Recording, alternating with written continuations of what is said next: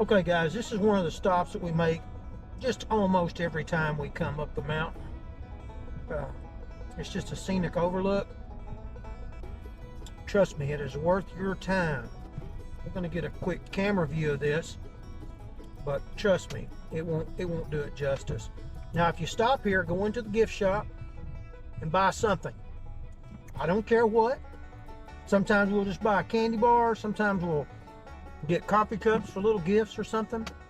But we usually try to buy something here just to support these people. They keep a nice bathroom right here, and it's just a wonderful little stop. So check this out.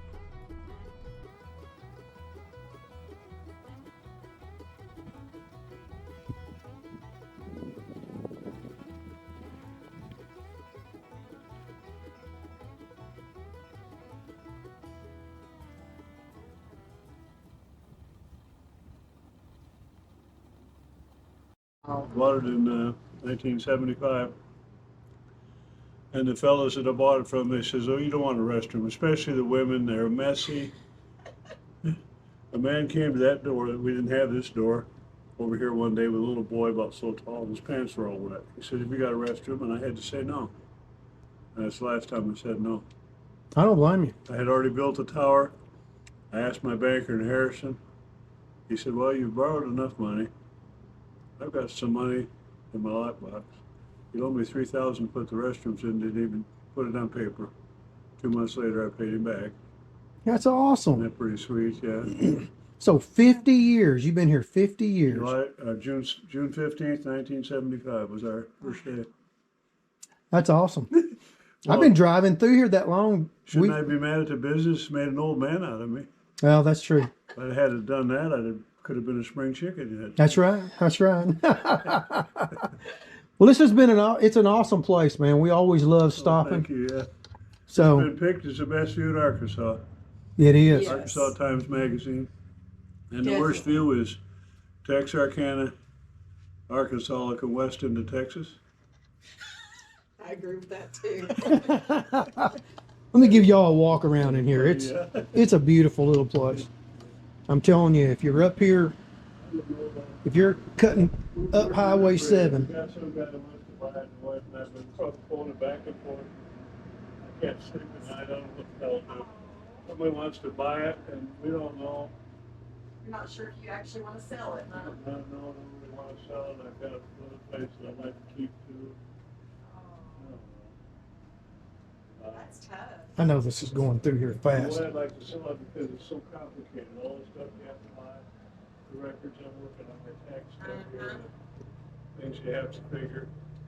If I sold it, life would be so simple. It would be. But it might be boring. Probably would, yeah. So, Moonshine t-shirts. yeah, I moved here.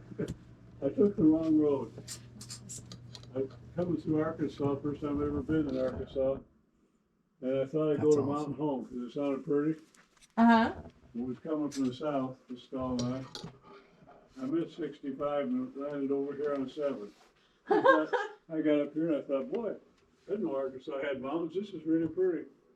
And one there you thing led to go. another, and I bought a little piece out by Steel Creek, out by Ponca for practically nothing.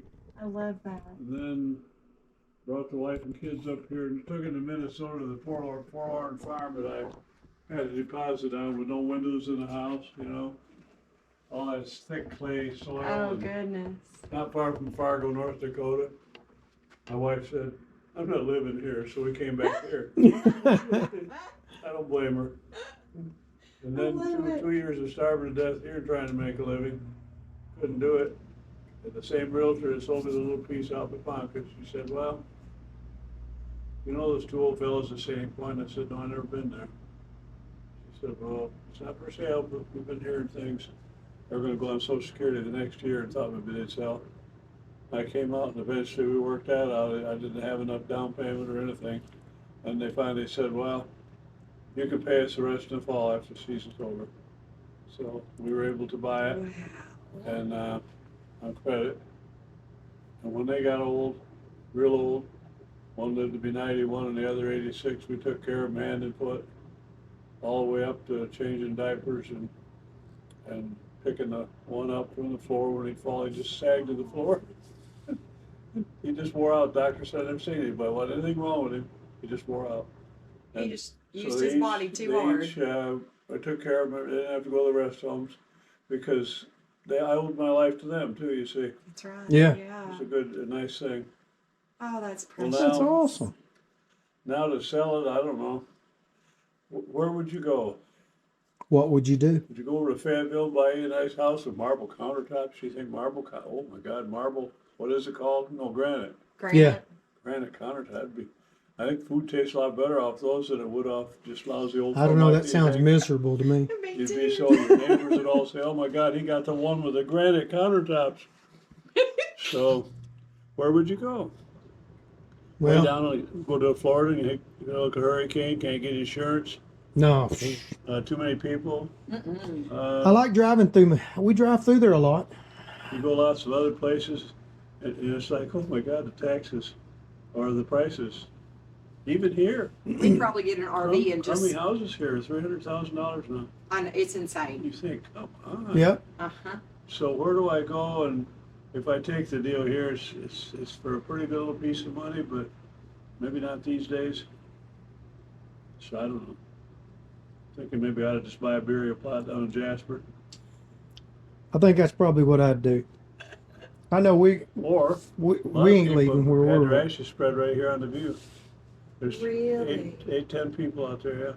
People come every year to pay their respects to their. A lot of people have been married on the tower.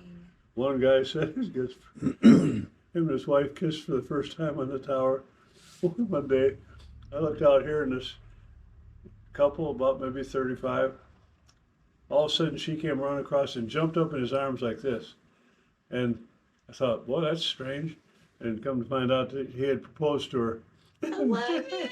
So, and this So little this is a place special here, place. Dee Brown, the author that wrote Bury My Heart at Wounded Knee, Uh-huh. he called this the Heart of the Ozarks. It was his favorite place.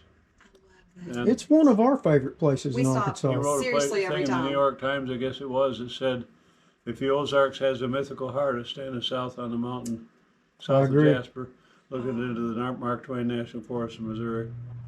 And so one time I was in Little Rock and called him up. Oh, you got Scenic Point, come right over. And we talked for 3 hours, my wife and I and him. He's in his 80s then, he lived to be 94 or 96. Wow. That book, if you've ever read Bury My Heart at Wounded Knee, Haven't. there was a TV series about it even, about all the awful things that we did to the Indians. And Crazy Horse was the last great chief that they captured in Wyoming, and somebody's building a big statue to him out there now, carving it in the We've mountain. seen that. Have you seen that? Yep, Yeah. we've seen it. Yep. He told his people, he said, they'll kill me, and they did. They lynched him in 2 weeks. When they do, he said, cut out my heart, take it to Wounded Knee. That was the ancestral home of the Sioux Indians. So they cut out his heart, took it to Wounded Knee. Wow. I've been reading about some of the stuff. I always wondered about George Soros, how much money he had, how he could, I heard he was paying the guys who were rioting out in Seattle $600 a day. Now, how the hell can he do that? He's a I billionaire. just see this morning, I didn't click on it, but this USAID or whatever it is that they're Mhm. closing up, last year paid his front thing, which is like Open Society or something, $260 million last Yeah. year. That's how he was doing it. We taxpayers were funding those riots. Yeah, that's right. Jesus, you know. In a roundabout way, that's right. What dirty SOBs. Anyway, Tell us your name one more time. George Albert. George Albert. I'm David Shirley. Man, I really enjoyed visiting with you. Nice to meet you. Me too. I'm kind of an honorary Arkansan, I guess. You've been here. long enough, we'll claim you. That's right. Arkansas and Michigan were sister states. They both That's came right. into the Union in 1836. One slave and one free. That's right. Can you believe That's that? right. This was a Crazy, slave isn't it? state. Well, man, you have a good day. You guys I'm glad too, you so- were here. That made our trip. Thank you. Well, thank you. You take care, sir. We'll see you soon. Okay.